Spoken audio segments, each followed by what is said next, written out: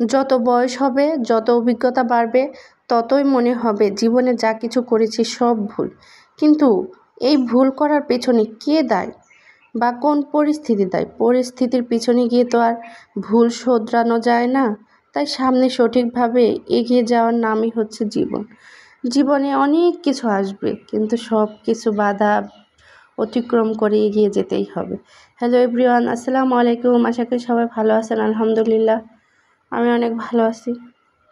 এই যে আমরা পরিবারে অনেক সদস্য, সবাই তো আর এক হতে পারি না। এক একজনে এক এক জায়গায় থাকে, এক এক কাজে ব্যস্ত থাকে, কিন্তু সবাই একসাথে হলে কিন্তু অনেকটাই মজা হয়। আমরা 4 বোন, তো 4 বোন বলতে 3 বোনের বিয়ে হয়ে গেছে। 3 বোন 3 জায়গায় থাকি। আমার বাপ মা কত নিঃস্ব, একা। যখন মেয়েগুলো একসাথে হয় কত খুশি, কত মজা হয়। মারা হয়তো এমনই হয়। আর যখন চলে আসব, যেদিন এক একজন এক এক দিন চলে যাব, সেই থেকে কান্না শুরু করবে। মায়েরা হয়তো এমনই হয়। হাজার কষ্ট থাক, হাজার বেদনা থাক, মেয়েদের কষ্ট কিন্তু মায়েরা কখনো সহ্য করতে পারে না। তাদের একটু চোখের পানি দেখলে মা বাবার যে পরিস্থিতি থাকুক না কেন, মেয়েদের উদ্ধার চেষ্টা করবে যে আমার মেয়েটা কষ্টে আছে। তো এই যে আমরা যেহেতু সব বোনেরা একসাথে হয়েছি, বোনের ছেলে মেয়ে সবাই একসাথে, আর বড় পরিবার হলে কিন্তু এরকমই হয়। তো এই যে সবাই খাওয়া দাওয়া করলো। রাতে আম্মু পিঠা বানিয়েছিল, মাংস, বিভিন্ন রকমের আইটেম।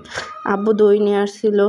তো সব কিছু খাওয়া দাওয়া করে মায়ের কাছে আবদার করেছিলাম দিনের বেলা, আম্মু আমার একটা চৌকা বানিয়ে দাও। আমি মাটির চুলায় রান্না করব। আম্মুর চুলায়, আম্মু তো মাটির চুলায় রান্না করে, আমি চৌকা, গ্রামে আমরা যা বলি চুলা চৌকা যা বলে সেটা আলাদাভাবে মাটি দিয়ে শুধু তৈরি করে দিবে আলাদা। যখন বৃষ্টি আসবে ঘরে তুলে রাখবো, আবার বাইরে নেব। সেই কারণে আম্মুকে বলতেছিলাম, যেহেতু আমি অনেক দিন থাকবো, কিন্তু অনেক দিন থাকলেও এটা মনে হয় এবার আর রান্না করতে পারবো না, আবার যখন আসবো তখন রান্না করব।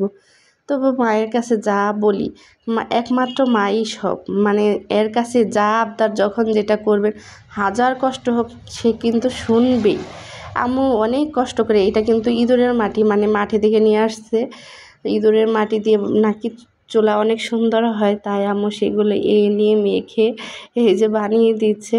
আর আমাকে বলতেছে এরকম করে বানিয়ে দেবো, এরকম করে। আমি বলতেছি তুমি যেরকম ভালো পারো সেটাই। আবার একটু মোবাইলে দেখাচ্ছিলাম যে আম্মু এরকম করে বলে যে দেখি পারি নাকি। আর আমিও কিন্তু কাদা ছানতেছিলাম যে আম্মু করতেছে আর আমি করবো না। আমার সবসময় আম্মু যখনই করে মনে হয় আমি একটু কাদা ছানি, আমার ভালো লাগে। আর এদিকে যে আমার মেয়ে এই বিড়ালটাকে যে পেয়ে কতটা খুশি হয়েছে, এটার নাম হলো মিনি।